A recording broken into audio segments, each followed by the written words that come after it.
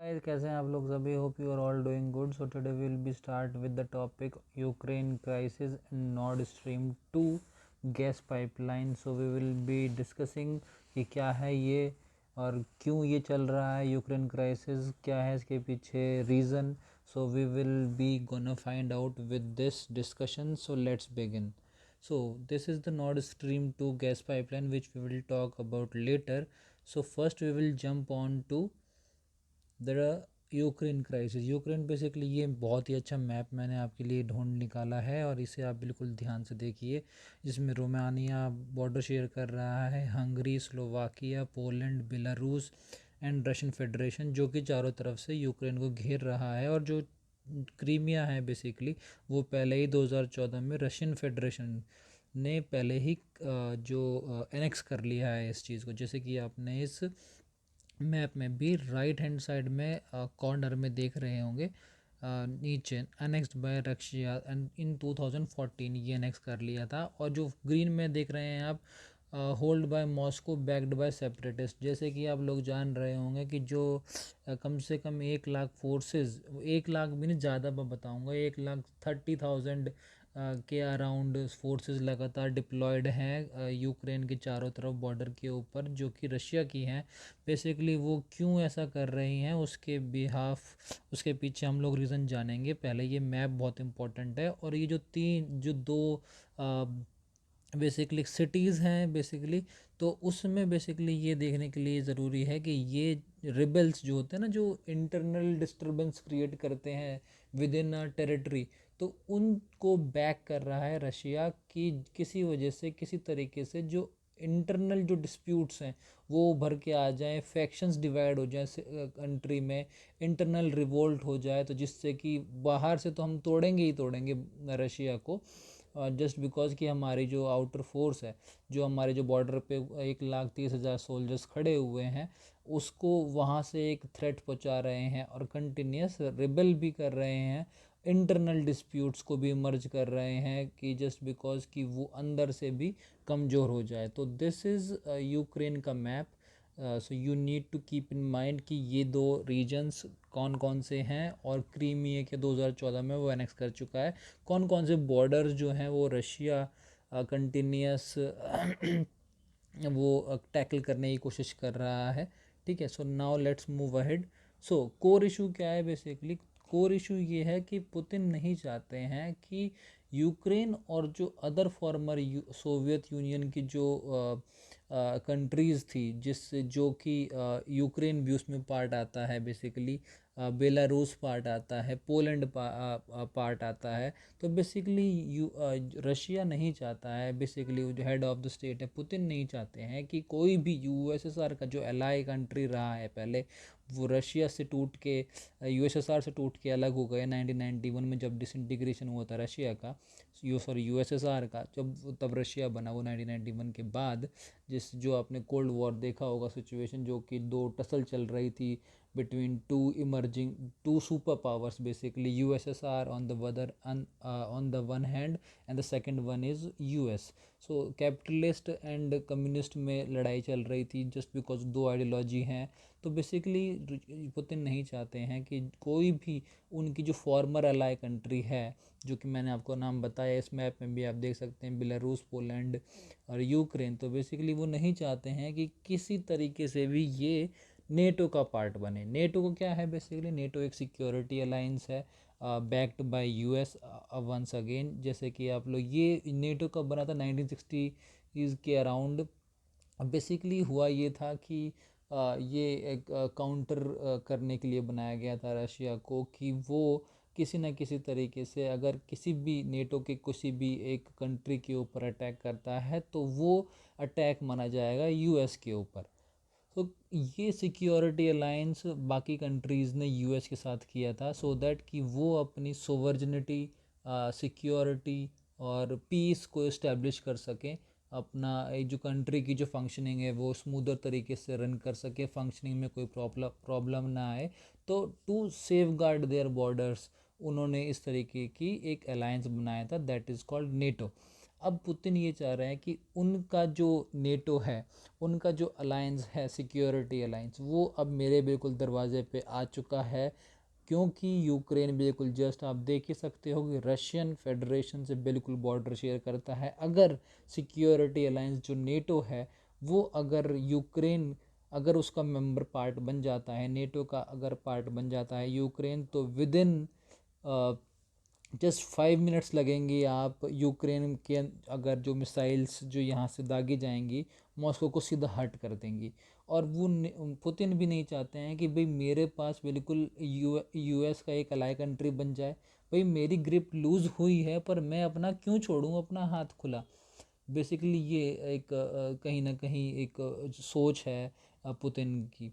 और बेसिकली ये भी एक देखा जाएगा कि भाई अगर यूक्रेन पार्ट बन गया तो that is really very bad for Putin also, कि क्योंकि वो अपना जो होल्ड है, वो अपनी जो ग्रिप है वो कंट्रीज़ के ऊपर बनाए रखना चाहते हैं, वो लूज़ नहीं करना चाहते हैं। और बेसिकली यूक्रेन क्यों अलाय कंट्री नहीं बनना चाहता है या उनकी डोमिनेंस को क्यों स्वीकार नहीं करना चाह रहा है रशिया की, जस्ट बिकॉज कि आपको पता होगा कि रशिया जो है वो मिलिट्रीली बहुत स्ट्रांग है, but on the other front economic front पे वो कंटिन्यूसली स्ट्रगल कर रहे हैं। That's why they are establishing their relations with China continuously. वो उनके आगे जाके उनसे ट्रेड के लिए, बायलैटरल रिलेशंस के लिए, फ्री ट्रेड एग्रीमेंट के लिए कंटिन्यूसली बूस्ट करते रहते हैं, जाते रहते हैं, मिलते रहते हैं, रिलेशंस और अच्छी तरीके से करते हैं, क्योंकि जस्ट बिकॉज कि इकोनॉमिक फ्रंट पे वो कहीं ना कहीं लैग कर रहे हैं, but on the military front they are superior, they are stupendous, like where there no other country. ठीक है, बट यही वो चाह रहे हैं कि Ukraine is also facing the same heat as the Russia, कि उनको भी जो इकोनॉमिक इंडिपेंडेंस है वो नहीं मिल पा रही है, जो न्यू एवेन्यूज़ हैं जो इकोनॉमी में वो कहीं ना कहीं खुलते हुए नहीं दिख रहे हैं यूक्रेन के लिए भी। तो कहीं ना कहीं स्टैग्नेशन आ चुका है, फ्रस्ट्रेशन लोगों के अंदर है। आप ये रीसेंट एग्जांपल हम देख सकते हैं, कज़ाकिस्तान में भी बिल्कुल सेम ही हुआ। ऑयल एंड गैस की प्राइसेस हाइक हुए, continuously people were constantly thinking कि यार क्या हो रहा है, 30 साल से सिर्फ एक ही गवर्नमेंट चल रही है बैक्ड बाय रशिया, उन्हीं की कुटपुतलियों के तरीके से हम लोग नाच रहे हैं, चल रहे हैं, उसी की तरीके से जो पॉलिसीज़ हैं वो फ्रेम हो रही है, head of the state change नहीं हो रहा है, कोई इलेक्शंस नहीं है। तो ये चीज़ें कंटिन्यूसली बहुत ही ज़्यादा प्रॉब्लम क्रिएट कर रही हैं, सिचुएशंस को हैम्पर कर रही हैं। तो यूक्रेन भी is not a different issue, just like that, like just like as Kazakhstan. तो यूक्रेन में बेसिकली ये है कि जो नेटो का अगर पार्ट बनता है यूक्रेन, तो बेसिकली बहुत बड़ा सिक्योरिटी चैलेंज खड़ा हो जाएगा पुतिन के लिए। और वो नहीं चाहते कि मेरी नाक के नीचे ही एक बिल्कुल जस्ट मेरा बॉर्डर शेयर करता हुआ टेरिटरी नेटो का अलायंस बन जाए। और अगर यहाँ से अगर यूएस यहाँ पे अगर उनका एक स्टेशन क्रिएट कर देता है, कोई स्टेशन मिलिट्री अलायंस क्रिएट हो जाएगा, तो अगर यहाँ से सिर्फ विद इन 5 मिनट्स के ऊपर वो हमारे ऊपर सर्विलेंस कर सकते हैं, हमारी जो इंटरनल जो फ्रीडम है, जो हमारी उसको करने कहीं ना कहीं ठेस पहुंचेगी, कर्टेल होगा, वो हमारे ऊपर निगरानी रखी जाएगी, और बहुत सारी चीज़ें होंगी जो बेसिकली यूएसएसआर नहीं चाहता है, रशिया नहीं चाहता है बेसिकली। उसी को ही देखते हुए यूक्रेन को के ऊपर के चारों तरफ उन्होंने बॉर्डर के ऊपर उन्होंने अपने सोल्जर्स भेज दिए हैं, ताकि वो कंटिन्यूसली प्रेशर एक बना के रखें यूक्रेन के ऊपर, कि जो भी वो डिसाइड करेगा तो उसका डिसीजन इतना ईजी ना हो। तो बेसिकली ये है होल क्राइसिस। तो कोर इशू ये है कि वो नहीं चाहते हैं कि कोई भी और दूसरा एलाई भी कि वो नेटो को ना ज्वाइन करे, और अगर वो ज्वाइन करते हैं तो they will make them tough, कि वो उनसे एक कड़े सवाल पूछेंगे जैसे वो अभी पूछ रहे हैं यूक्रेन से। सो इफ़ हैपन, अगर मान लीजिए नेटो ज्वाइन कर लेता है यूक्रेन, तो व्हाट विल हैपन। अगर ऐसा हो जाता है तो 5 मिनट की दूरी पे ही मॉस्को को वो हिट कर सकते हैं। तो that is also the biggest challenge in front of Russia, कि वो ऐसा नहीं होना देना चाहते। और नाक के नीचे ऐसी अगर सिचुएशन क्रिएट हो गई तो that will be the biggest security threat to Russia. तो बेसिकली इससे पहले कि अगर नेटो का ज्वाइन हो, तो नेटो बेसिकली रशिया के साथ एक एग्रीमेंट हो गया था उससे पहले कि आप नेटो को किसी तरीके से, जो फॉर्मर अलाई कंपनी, जो एलाइज कंट्रीज़ हैं जो बॉर्डर शेयर करती हैं रशिया के साथ, उसको कहीं ना कहीं रोकेंगे। नॉन एक्सपेंशन नहीं करेगा नेटो, किसी को ज़बरदस्ती थोपेगा नहीं कि भैया आप मेरे अंदर आ जाओ, या कोई भी डिप्लॉयमेंट वो क्रिएट नहीं करेगा। नॉन एक्सपेंशन रहेगी जो उसकी पॉलिसीज़ रहेंगी। तो बेसिकली कहीं ना कहीं इन चीज़ों के ऊपर पहले रशिया की और नेटो की जो यूरोपियन यूनियन है उसके ऊपर बेसिकली बात हो गई थी, और फाउंडिंग एग्रीमेंट 1997 राउंड ऑफ के करीब उनकी बात हुई थी। तो किसकी जिसकी वजह से एक दोनों की सोवर्जिनिटी, दोनों की functioning of running of the state में कोई प्रॉब्लम नहीं आएगी। But Ukraine act as an strategic buffer. Basically अगर अब देखिए मैप को भी दोबारा देखिए, अगर ये बेसिकली अगर अलाई कंट्री नहीं बनता है तो बेसिकली काफ़ी दूर हो जाता है। यूएस अगर पार्ट नहीं है तो एक चेक के लिए, एक सर्विलांस के लिए भी आपको काफ़ी किलोमीटर का सहारा लेना पड़ता है। बट अगर यूक्रेन पार्ट बन जाता है तो it's been with in 5 minutes की आप देख सकते हो झांकी कि क्या हो रहा है क्या नहीं हो रहा है, जस्ट बिकॉज कि आप इमीडिएट बॉर्डर शेयर कर रहे हो उनकी कंट्री के साथ। So let's now moving ahead. Russia की demand is principle of indivisible security. Principle of indivisible security वो मांग ही इस वजह से रहे हैं कि अगर बफर स्टेट नहीं रहेगा, अगर नेटो का यूक्रेन पार्ट बन जाएगा, then this will be the biggest threat just because की जो आइडियोलॉजी, जो अभी भी जो कंटिन्यूस लड़ाई है वो चल रही है, आइडियोलॉजी डिफरेंस है, running of the state is also different. US capitalist की इकॉनमी के ऊपर रन करता है, डेमोक्रेसी है वहाँ पे, बट ऑल टुगेदर रशिया में रूलिंग डिफरेंट है, वहाँ इलेक्शंस नहीं होते हैं। Putin is will remain the superior leader for all around the years। तो ठीक है, तो ये एक बहुत बड़े इश्यूज कंटिन्यूसली मर्ज होके आ रहे हैं, यूक्रेन अगर पार्ट बनता है नहीं बनता है। सो नाउ ये बेसिकली बहुत इंपॉर्टेंट है आपको देखना कि रशिया की जो मिलिट्री डिप्लॉयमेंट है अराउंड यूक्रेन वो किस तरीके से बढ़ती जा रही है, और कैसे 1,30,000 सोल्जर्स यूक्रेन के बॉर्डर के ऊपर आ गए हैं, और किस तरीके से वो प्रेशर बना रहे हैं यूक्रेन के ऊपर। Not even Ukraine, they also putting pressures on European Union, and also on the countries which is residing in European Union, just like as ki Germany or United Kingdom, or like many other countries, they are facing the heat। अगर Ukraine capture हो गया तो then what will be the scenario, क्योंकि आपको जानते ही हैं cold war हमने देखा है, और फर्स्ट वर्ल्ड वॉर देखा है, और सेकेंड वर्ल्ड वॉर, लाइक कोई भी अगर लड़ाई होती है then this that will be the biggest, like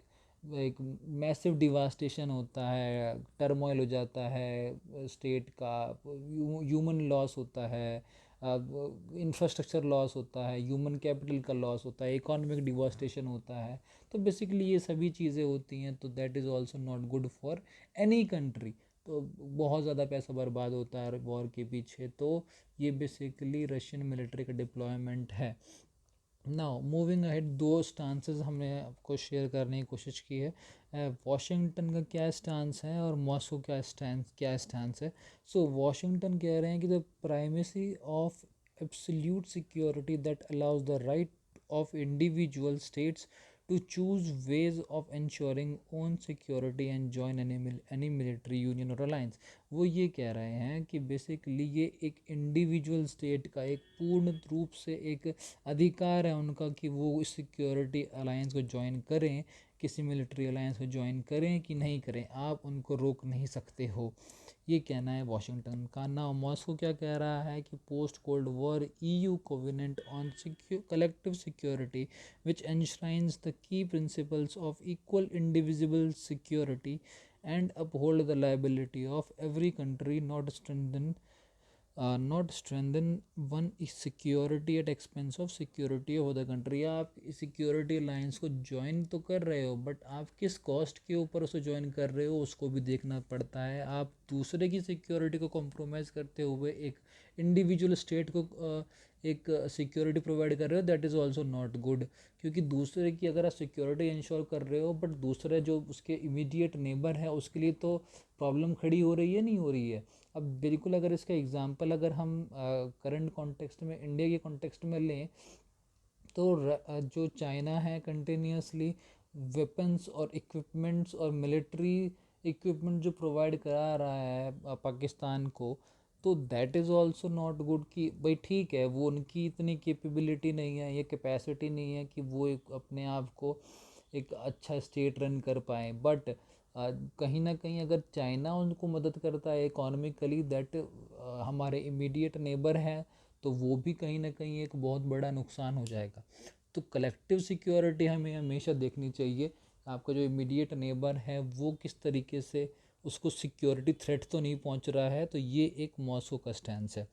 so deployment in pictures आप देख सकते हैं कि कंटिन्यूस न्यूज़ में है ये बेसिकली एक टॉपिक, और किस तरीके से रशिया अपनी जो मिलिट्री माइट है उसको शो कर रहा है पूरे ऑल ओवर द वर्ल्ड, और किस तरीके से वो यूक्रेन के ऊपर प्रेशर बना रहा है। Not even Ukraine, European union के डिफरेंट जो कंट्रीज़ हैं, इटली हुआ, फ्रांस हुआ, जर्मनी हुआ, all countries were seeing all this pictures in news daily and ठीक है। तो ये भी कंटिन्यूस भी डाउट रेज क्वेश्चन हो रहा है कि किस दिन ये रशिया इन्वेड कर देगा यूक्रेन को। ये कुछ 4 पिक्चर्स हैं आपके सामने, नीचे डिप्लॉयमेंट दिखाया जा रहा है, ऊपर हाईवेज़ के ऊपर जो टैंक्स हैं वो रन कर रहे हैं, यहाँ रेलवे से टैंक्स बुलाए जा रहे हैं, तो लाइक सिचुएशन बहुत टफ है।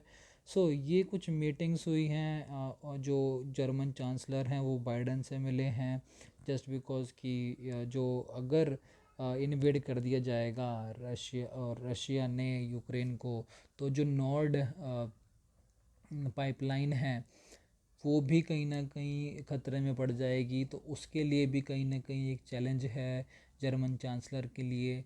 दूसरी तरफ आप देख रहे होंगे ओलाफ जो हैं वो रशिया से भी कहीं ना कहीं पीस टॉक्स कर रहे हैं कि किसी न किसी तरीके से डीएस्केलेशन हो जाए, और जो नॉर्ड स्ट्रीम 2 गैस पाइपलाइन है उसके लिए कहीं ना कहीं रास्ता निकल जाए।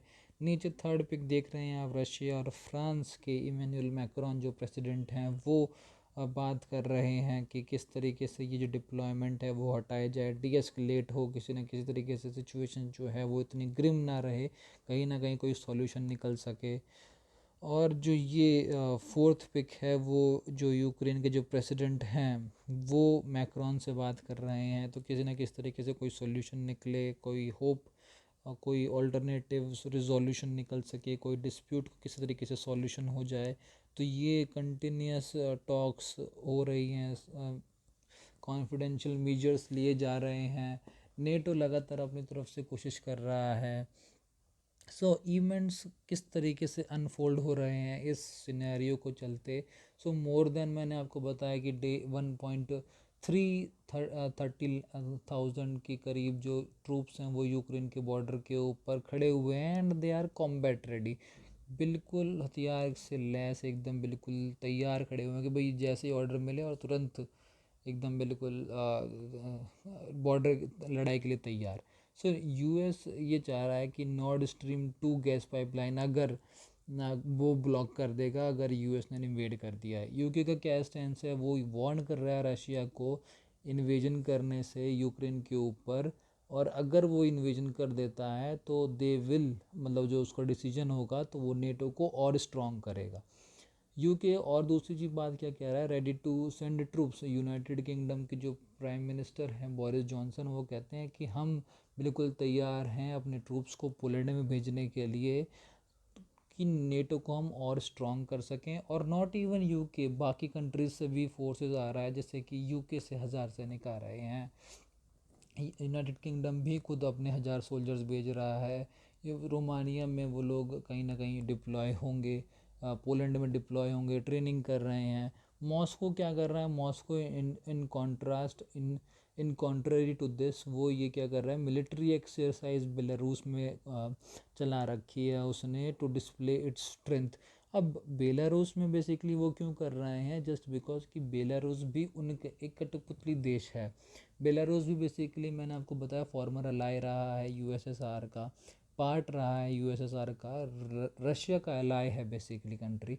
और जो उसका हेड ऑफ द स्टेट है वो बेसिकली कहीं ना कहीं रशिया से बैक्ड है, वो अगेंस्ट है यूएस का, वो नहीं चाहता कैपिटलिस्ट, बल्कि उसी तरीके से स्टेट रन करता है बेलारूस में भी जैसा कि रशिया चाहता है। तभी वो हेड ऑफ द स्टेट काफ़ी सालों से बना हुआ है। कोई भी सिचुएशन आती है तो रशिया वहाँ पे फोर्स भेज देता है, ताकि जो इंटरनल डिस्प्यूट्स हैं वो कहीं ना कहीं सॉर्ट आउट हो सके, इंटरनल जो प्रॉब्लम्स हैं, डोमेस्टिक वायलेंट एक्टिविटीज़ हैं, वो कहीं ना कहीं शांत हों। तो ये भी बिल्कुल वो एलाई कंट्री है रशिया का, और वहीं पे ही चारों तरफ से घेरने की कोशिश हो रही है, तभी वहाँ पे बेलारूस में ये अपनी मिलिट्री एक्सरसाइज कंडक्ट कर रहे हैं। नेटो का क्या, officials finalising package of potential economic sanctions. NATO NATO के ऑफिशियल्स डिसाइड कर रहे हैं कि कितना इकोनॉमिक सैंक्शंस, कितने बर्डन हम इकोनॉमिक सैंक्शंस का डाल सकते हैं कि अगर रशिया ने इन्वेड कर दिया यूक्रेन को। यूक्रेन का क्या स्टैंड है कि यूक्रेन मिलिट्री वार्न कर रही है रशिया को। क्यों? क्योंकि मैंने आपको बताया था ग्रीन में जो हाईलाइटेड पोर्शन था मैप में, वो रशिया क्या कर रहा है कि वहाँ पे जो सेपरेटिस्ट टेंडेंसीज जो रखते हैं, जो सिटीज़ हैं, जो स्टेट्स हैं, जो वहाँ पे विद इन द रशिया, वो जो सेपरेटिस्ट टेंडेंसीज रखते हैं, उनको कहीं ना कहीं बैक कर रहा है Russia, to create internal disputes. उसमें अंदर डिस्प्यूट्स क्रिएट करने की वजह से वो और प्रेशर बढ़ता चला जाएगा रशिया के ऊपर, ठीक है। और उनके साथ मिलिट्री ड्रिल्स और एक्सरसाइजेस की जा रही है रशिया के द्वारा। इन साउथ जो यूक्रेन में साउथ में बेसिकली रशिया डिप्लॉय कर रहा है नेवी, और वो कह रहा है कि आप ब्लैक सी और सी ऑफ अजोव के पास ही रहो। और क्यों? क्योंकि बेसिकली आपने देखा होगी साउथ में एक जो क्रीमिया है वो उन्होंने पहले से ही एनेक्स कर लिया है, और क्रीमिया में वो उन्होंने एनेक्स कर दिया है, तो वहाँ पे उन्होंने नेवी डिप्लॉय कर दिया, तो वहाँ पे करंटली अब उनकी सुप्रीमेसी है उस ब्लैक सी और सी ऑफ अजोव के पास। सो यूक्रेन के ऊपर अभी हाल फिलहाल में ही 1-2 दिन पहले ही लार्जेस्ट साइबर अटैक्स करवाए गए, किन्होंने क्रिएट कराए गए होंगे, किन्होंने कराए होंगे। तो बेसिकली उनकी डिफेंस की जो वेबसाइट है वो उन्होंने वो हैक कर ली, आर्मी की जो वेबसाइट है वो हैक कर ली, 2 लार्जेस्ट बैंक्स हैं उन्होंने उसके ऊपर साइबर अटैक किया, और जिससे कि मैसिव लॉस झेलना पड़ा यूक्रेन को। तो कहीं ना कहीं बहुत ज़्यादा प्रेशर क्रिएट कर दिया गया है यूक्रेन के ऊपर। और नॉट इवन यूक्रेन, पूरी जो सिचुएशन है वो बहुत ही क्योटिक हो गई है। नाउ बेसिकली सिचुएशन कुछ ऐसी है कि भाई अमेरिका और जो इंडियन हैं सिटीजन्स जो हैं वो कहीं ना कहीं यूक्रेन को छोड़ रहे हैं, जा रहे हैं, और कहीं ना कहीं एम्बेसी भी है जो खाली कराई जा रही है। जो इंडियंस बेसिकली अगर बात की जाए तो 26,000 इंडियंस वहाँ पे अभी पढ़ रहे हैं लगातार, और उनको कहीं ना कहीं बोल दिया गया है कि बस अब आप जाइए यहाँ से। और सिचुएशन बहुत ही ज़्यादा टेंस्ड हो चुकी है, और किसी न वक्त भी अगर रशिया इन्वेड कर देता है तो we will not be able to help you, ठीक है। सिचुएशन बहुत ही ज़्यादा ख़राब है। Now what will going to happen. So climate remain with combustible, बहुत ही ज़्यादा सिचुएशन ख़राब है। यू वी नेवर नो कि आगे क्या होगा। राइजिंग इनसिक्योरिटी कंटिन्यूसली, आप एक सिचुएशंस जो है वो नहीं पता कि किस करवट बैठेंगी, कौन किसकी मदद करेगा, कितने सोल्जर्स और डिप्लॉय होंगे, क्या वॉर होगी, ठीक है। क्लाइमेट बहुत ही ज़्यादा कम्बस्टाइल है, which led to rising insecurity, growing tendency of authoritarianism, like मैं एक अथॉरिटेरियन के हिसाब से रशिया एक डिसाइसिव अपने स्टेप्स चल रहा है, things are on razor edge, बिल्कुल सही बात है, बिल्कुल एक धार के ऊपर चलने जैसी बात है, आपका पैर फिसला तो मतलब गर्दन कट सकती है एकदम, इस तरीके से एक ये डिसीजंस बिल्कुल इतनी जल्दबाजी में नहीं लिए जा सकते, क्योंकि यहाँ पे लाखों ज़िंदगियों का सवाल है। Become this will became the biggest security crisis that Europe has faced for decades, बिल्कुल सही बात है, काफ़ी सालों के बाद ये ऐसी सिचुएशंस यूरोप में अनफोल्ड हो रही हैं। नहीं तो यूरोप लोग जाते हैं घूमने के लिए, एंजॉय करने के लिए, छुट्टियां सेलिब्रेट करने के लिए, बट अभी जो सिचुएशन है वो करंटली बिल्कुल भी यूरोप के फेवर में नहीं जाती हुई दिख रही है। So if you have any doubt, please do comment down below and feel free to ask any doubt. So thank you very much. हाँ, thank you very much नहीं, अभी तो नॉट बच गया है। So yes, मैंने बोला था कि हाँ, नॉर्ड स्ट्रीम 2 गैस पाइपलाइन के बारे में हम डिस्कस करेंगे। ये बेसिकली मैंने आपको बताया कि रशिया से जर्मनी में जा रही है नॉर्ड स्ट्रीम 2 गैस पाइपलाइन, जो कि 2011 में कंप्लीट हो गई थी। अब नॉर्ड 2 बेसिकली इम्प्लीमेंट हो रही है और ये कंटिन्यूसली इम्प्लीमेंट नहीं हुई है अब तक। इसकी जो फंक्शनिंग है वो कंप्लीट तो हो गई है, बट इम्प्लीमेंट नहीं हुआ है, ये मतलब फंक्शनिंग चालू नहीं हुई है। तो रशिया के पास 38 ट्रिलियन क्यूबिक मीटर जो गैस है, वो इतने रिजर्व्स का उनके पास भंडार पड़ा हुआ है, मतलब बिगेस्ट अभी तक यूरोप में इतना कोई नहीं है।